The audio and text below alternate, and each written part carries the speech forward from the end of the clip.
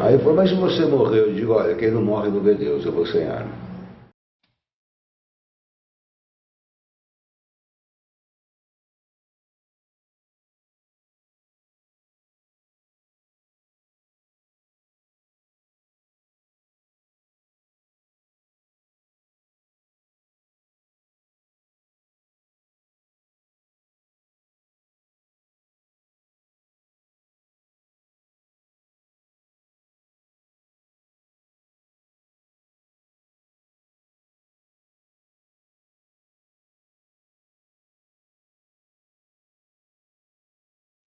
O Erwin não era um homem nem de direita e nem um homem que se pode dizer direito. O Erwin era um profissional. Tinha um grande amigo. Mas era um profissional com seus princípios éticos que poucos profissionais naquela época tinham. Ele tinha um código de ética personalíssimo. Advindo já do velho Pernambuco. Advindo do pai dele. Eu posso contar com ele. Nós nunca tivemos esse negócio. Não, porque eu fiz, eu vou fazer isso. Não, isso não existe. Mas é uma pessoa que é homem. Na época havia Polícia Civil, Guarda Civil e Polícia Marítima e Força Pública, que hoje é Polícia Militar. Então, os elementos foram indicados pelos diretores, pelos órgãos de cúpula, alguns elementos para um curso especial. Teve uma seleção de caráter físico, teve uma seleção depois de caráter psicológico, de equilíbrios emocionais, 10 elementos investigadores da Polícia Civil, 10 guardas civis, 10 membros da Força Pública e 10 membros da Polícia Marítima, que era estabelecida em Santos, a sua base, né? E o teste final para aprovação para esse curso especial, que até então nós outros não sabíamos que era um curso especial que fomos indicados pelos membros de cúpula da polícia. Era o teste do polígrafo, né? E o teste no polígrafo era muito profundo. Isto porque as perguntas eram relacionadas ao próprio caráter, com perguntas que envolviam alterações emocionais, desde a infância, se eu tinha havido traumas, até chegar no final das perguntas, que seriam quais as ideologias políticas, quais as tendências políticas daquele que estava sendo entrevistado, para que, se aprovado fosse, faria esse curso especial. E fui aprovado. Eram estratégias de como dissipar multidões, como comandar e não deixar que a multidão se avolumasse. Com poucos homens, vamos dizer o seguinte, com 100 homens você conseguia dissolver uma multidão de 500. Estratégias, resistências a embates físicos, resistência a logradouros, onde eram jogadas bombas de gás lacrimogêneo para resistir o máximo que se pudesse, inclusive nu. Isso no início de 64. Ficamos aí intensivamente, acho que 3 meses, 4 meses, intensivo, com ônibus nos pegando, levando, secretamente. O término foi 14 de março de 1964. A Revolução deu-se, essa transformação do regime, 31 de março do mesmo ano. Então, poucos dias antes.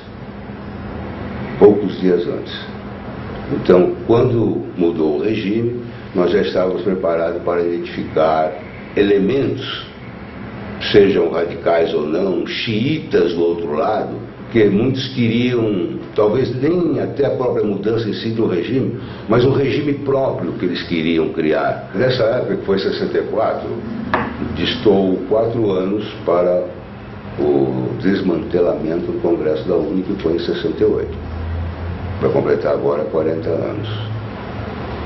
Quando nós lá estávamos já preparados, quando não havia necessidade, nós trabalhávamos normal nas nossas delegacias. Quando necessário, eu pelo menos, e mais alguns também, eram convidados para ir até o DOPS para participar de investigações de inteligência com suspeita de comunismo, de socialismo, de alas radicais que já estavam se implantando e fortalecendo-se no país.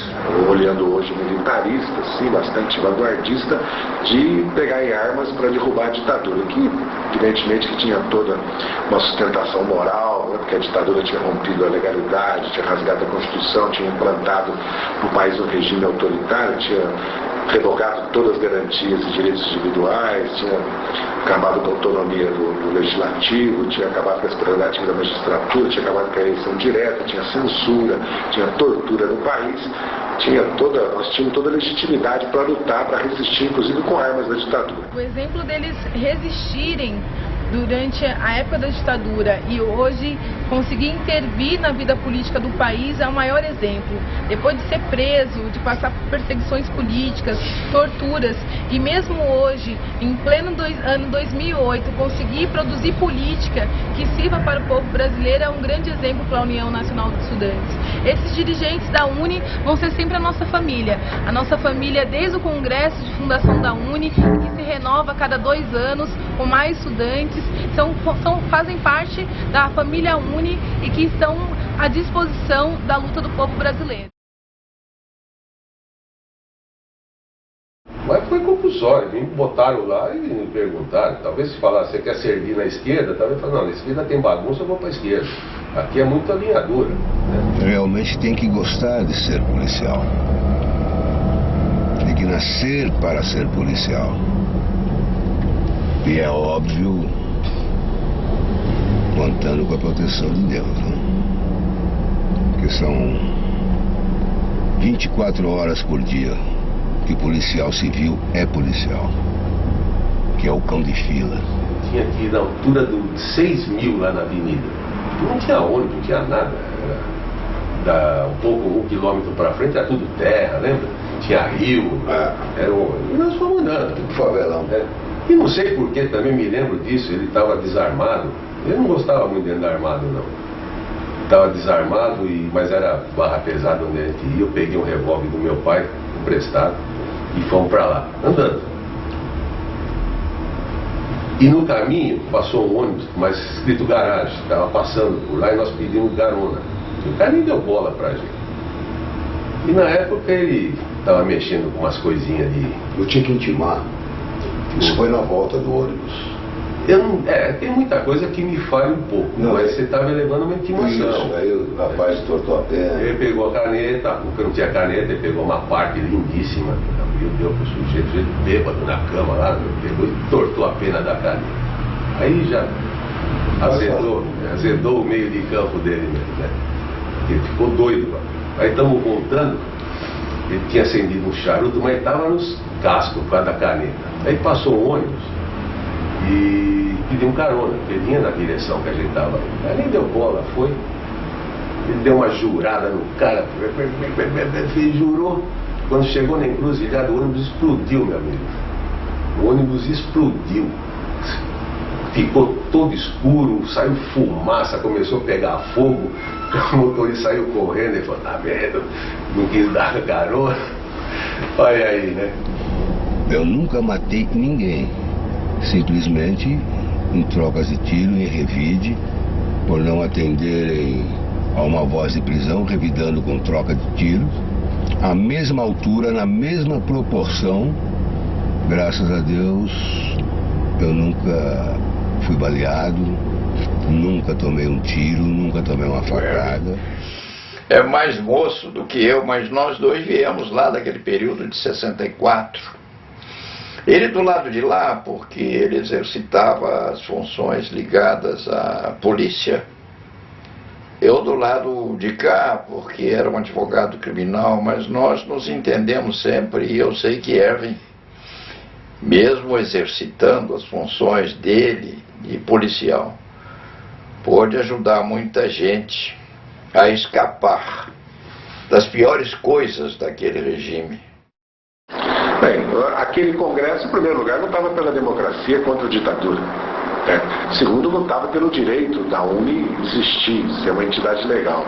Depois lutava também pela educação pública gratuita, porque havia um processo já de privatização do ensino, e por recursos para a educação. E lutava também contra a política econômica do governo, que havia um processo recessivo no país, desemprego, havia uma reestruturação da economia brasileira, na verdade. Bom, as reivindicações diziam respeito a questões do movimento estudantil, reivindicações de reforma da universidade pública gratuita, a democracia, a denúncia dos assassinatos políticos já começava a acontecer, das torturas, da repressão e principalmente a volta da democracia no país. Olha, o Congresso da UNE já estava mais ou menos há uns 15 dias já com informações a respeito. E já iam procurar um local para fazer esse congresso, né? Para ver quem seria o líder, a disputa da presidência, que era uma disputa radical. Radical, chegavam quase às vias de fato. Como a UNE estudantil, haviam várias chapas. Eu era candidato a presidente da UNE. Havia uma outra candidatura apresentada pelo Luiz Trabasso, que era o presidente da UNE. Eu era apoiado pelo Vladimir Palmeira. Podia ter havido uma terceira candidatura do Marcos Medeiros, mas acabou não havendo a eleição, porque, como é público, o Congresso acabou sendo reprimido. Sempre, de qualquer lado, tem aqueles informantes que, por motivos outros, né, têm o prazer de fazer, de delatar, né, de algumas benesses, não sei quais são, né. Então, até que chegamos à conclusão, com certeza, que seria em Biúna. Predominou a decisão de se fazer o Congresso clandestino, que pode parecer hoje assim uma coisa surpreendente, mas nós já tínhamos feito dois, o de Belo Horizonte e o de Valinhos. É verdade, com menos delegados, com 1/3 dos delegados. Infelizmente, o local não era adequado, não houve acordo sobre regimento interno, sobre procedimento, e também por causa da chuva e as condições péssimas do local, o local na verdade era inapropriado para fazer o Congresso. Nós acabamos sendo surpreendidos pela repressão. Então, para lá eu fui, acho que 3 dias antes. Fomos os policiais civis, os 40, evidentemente, que fizeram esse curso da CIA, né?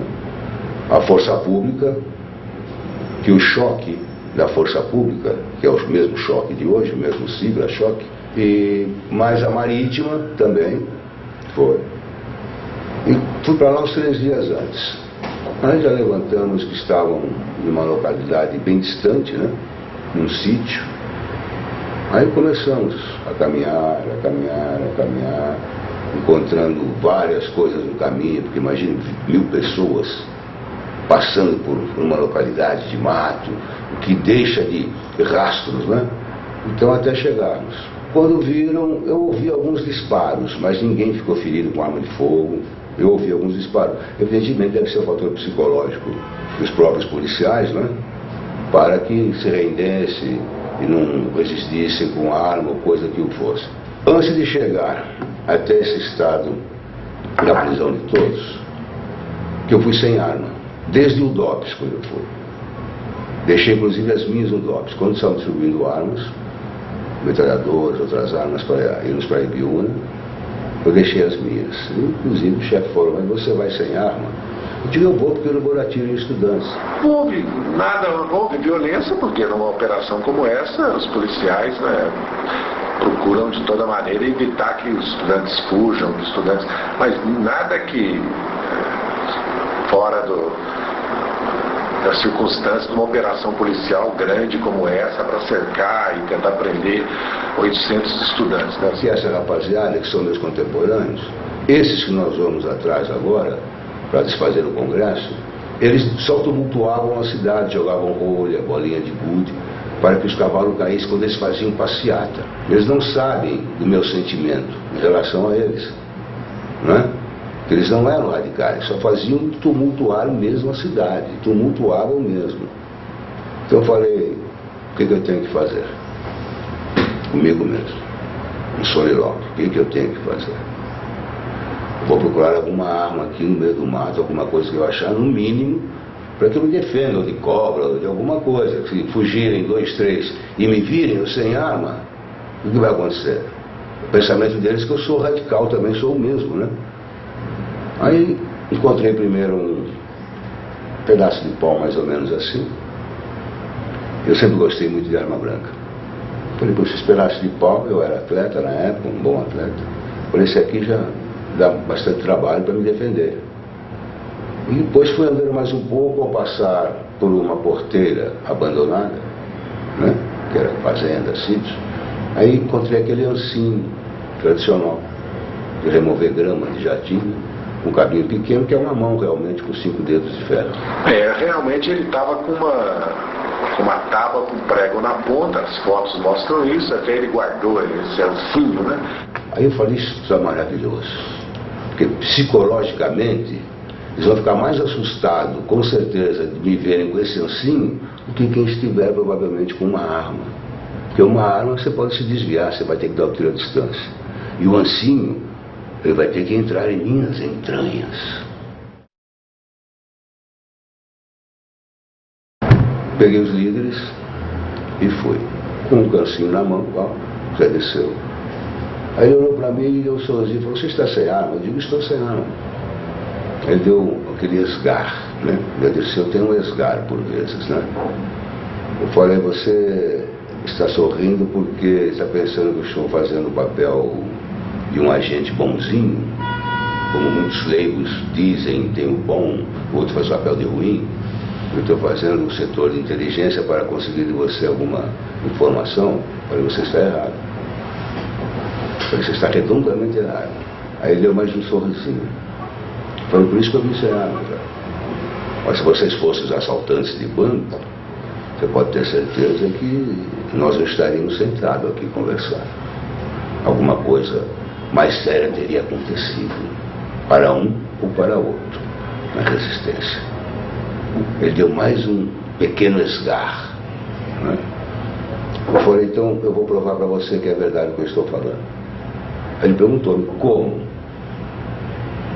Eu disse, quem é a autoridade que vai conduzir para fazer o seu flagrante? Falou, Dr. Paulo Bom Cristiano. Quem é o condutor do flagrante? É você. Eu falei, pois é, eu não vou ser o condutor do seu flagrante para lhe provar isso. Ele olhou e falou, não acredito. Eu disse, pois é, então você irá ver. Porque quando eu nasci na maternidade, antes do meu nome ser dado, veio lá sexo masculino, homem, antes de ser o meu nome. Erwin, veio o homem, e é literal, viu, Zé? Então já foram vários e vários ônibus, né? Vários e vários ônibus foram saindo de lá para chegar até o DOPS, lá no General Osório. Nós que fomos presos não sofremos uma violência na hora da prisão e nem no transporte. Um fato interessante foi quando passou em frente ao antigo presídio Tiradentes, que hoje permanece o pórtico ali, em frente ao quartel da rota. Pulou um elemento de um ônibus, sem camisa, todo descabelado, meio gordinho, para tentar fugir. Aí então foi pego, aí que foi reconhecido, era o Vladimir Palmeira. Ele não foi reconhecido lá em Biúna. Uma grande parte uma boa parte dos que foram presos em Biúna, não José Dirceu, né, e outros líderes, foram para um depósito na PR. Tinha cadeia, chamava depósito de preso. Né? Vladimir Palmeira foi. E os salaminhos que a mamãe dele levava? Então, eu acho que eu era o único, que a mãe dele passava, deixava a bandejinha. A mãe do Vladimir Palmeira. Recém-cortado, né? Porque antigamente você ia na padaria e mandava cortar, não comprava cortado, né? Então aquilo vinha com perfume que era um absurdo. E a gente vivia barato de sono e fome no quartel. Porque a atividade física o dia inteiro, não havia o que a gente pôr para dentro para comer, né? E eu não roubava, levava o salaminho dele, entregava na mão dele. Depois ele ainda oferecia alguma coisa, né? Quando eu voltei ao DOPS, não fiquei para fazer o flagrante no José Dirceu, dos líderes, né? Que eu fui embora porque eu estava cometido de um mal gástrico, né? E estafado, e fui embora e realmente não fui o condutor do flagrante, sendo que teria que ser eu a conduzir o flagrante. O Dr. Paulo Bom Cristiano, como autoridade do próprio flagrante. E quando apresentei-me, o diretor do DOPS não falou, não chamou a atenção. Dr. Francisco Guimarães de Nascimento era chefe do SI, Serviço de Informações, chamou-me. Mandou entrar na sala, entrei, mandou sentar, me sentei, e ele perguntou-me, afinal de contas, de que lado você está? Eu disse, no momento do outro lado da mesa, na sua frente. Ele, enraivecido com o seu charutinho Davidoff, execrando-me por esgar e transtornos faciais, não fisicamente, pediu para que eu me retirasse. Levantei-me com a cadeira segurando no espaldar, arrastei a cadeira violentamente e disse a ele ao abrir a porta para sair: tem mais outro lado que o senhor desconhece, que é meu lado, do meu caráter, Ervin Brucutu, que o senhor sabe muito bem, herdado do velho Pernambuco, que é chefe aqui no DOPS. No DOPS, sim, nós somos espancados. Eu fui espancado por vários policiais que estavam lá, delegados que diziam que tinham sofrido agressões em passeatas, com fogos, com bolinhas de gude, que lá no DOPS, antes de sair em direção a Forte Itaipu, na Praia Grande, porque nós ficamos muito pouco tempo no DOPS, nós fomos depois para Praia Grande, onde ficamos presos nos primeiros meses. Então eu saio do DOPS um dia, vou pegar meu carro, quando eu olho no meu banco, tinha um envelope. Falei, o que é isso? Então, porque tinha cartas-bomba que explodiram, jogaram bombas na porta do DOPS, tinha uma série de coisas tinha. Eu falei, carta-bomba será? Eu fiquei, aí eu digo, e agora? Entrei no carro, pego a carta, abro ou não. Que não tinha nada no carro, o carro estava fechado. Eu falei, bom, pelo meu proceder, não tenho com que me preocupar. Abri a carta, com recortes de letras de jornais, tudo colado. Talvez que sabemos do seu proceder. Se quiser passar para o nosso lado, guarde a carta e queime depois. Se não quiser, respeitamos a sua opinião, queime agora. Aí falei, é óbvio, estou sendo vigiado. Aí queimei a carta. Podia acontecer de ser algum policial mais violento e menos cumpridor dos regulamentos, ou algum policial que tivesse algum ressentimento, alguma mágoa de algum episódio, incidente durante as passeatas, manifestações, como aconteceu quando nós chegamos no DOPS, que nós fomos barbaramente agredidos por vários policiais. Evidente que ele se comportou de uma maneira digna conosco. Então o Vladimir também, inclusive, ele não teve contato com você, mas ele conhecia, já tinha ouvido falar, inclusive eu tinha falado com um grande amigo meu, que a gente estava sempre junto, que era gente fina, que inclusive tinha aprendido o Zé Dirceu com um ancinho enferrujado que ele achou no chão lá, só para brincar também, né, para fazer um xiste, né?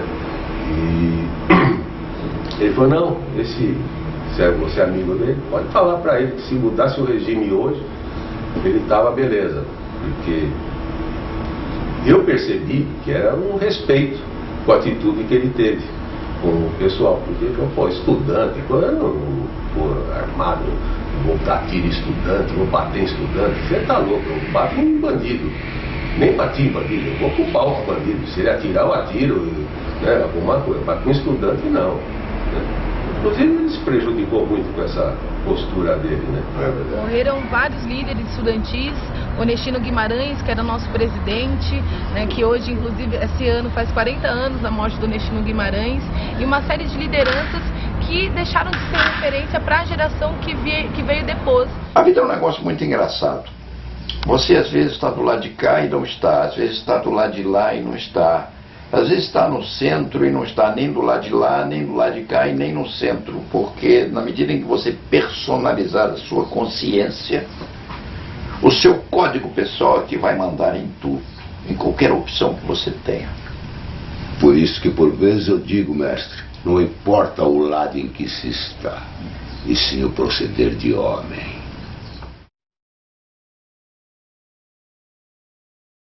Houve um outro problema de um marginal, a maior quadrilha que já assaltou o Morumbi. Foi a maior quadrilha que fez assaltos na mansão do Morumbi, assaltou a casa de Pedro Conde, dono do BCN e outros tantos. Fez uma acusação contra a nós policiais, acusações daquelas torpes, que é uma forma de se defender, né? Para ver se juízes se condoem ou promotores a respeito. Então, abriram mais um procedimento administrativo. Quando eu fui depor nesse procedimento administrativo, o Dr. Márcio Tomás Basto, ex-ministro da Justiça, era presidente da OAB, eu o conclamei para ser meu advogado, para me acompanhar nesse interrogatório. Aí o delegado chegou, me chamou, eu entrei na sala. O Dr. Márcio foi entrar para acompanhar o interrogatório, que é de direito, né? O delegado falou para ele: não, o senhor não pode entrar. Dr. Enos Beoc Júnior, creio que vivo ainda está, que o senhor tenha misericórdia dele e o mantenha vivo se ele estiver. Ele fechou a porta, olhou para mim, o Dr. Márcio puxou e falou: você é um rapaz inteligente, fica tranquilo. E saiu. O escrivão não estava à mesa ainda, não tinha chegado. Aí fechou a porta e a primeira coisa que ele falou para mim: é bom ajudar terrorista, não é? Eu falei: quem está dizendo isso é o senhor, doutor. Então, depois houve uma série de execração, suspensões, então teve uma execração terrível nesse ponto. Isso foi em 80 e pouco, então não esqueceram. Não esqueceram. Só que, como diz no maior best-seller do mundo, que hoje já não é mais preto clássico, a Bíblia, né? Tem rosa, tem verde, tem azul, né? A glória da segunda casa é maior que a primeira. E não há nada em oculto que não venha a ser revelado.